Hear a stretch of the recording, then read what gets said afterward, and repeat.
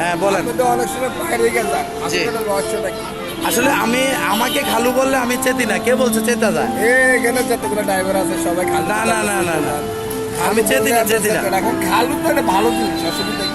না না, খালু বলুক সময়, আমি যার খালু হই সে আমাকে খালু ঠিক বলবে। আছে, সবাই বল এখন থেকে ওনার নাম আজকে থেকে রাখলাম খালু। আচ্ছা, ঠিক আছে। খালু কেমন আছেন? ভালো আছি, ভালো আছি। সবাই সেই হ্যাঁ ভালো আছি, সমস্যা নাই, ঠিক আছে।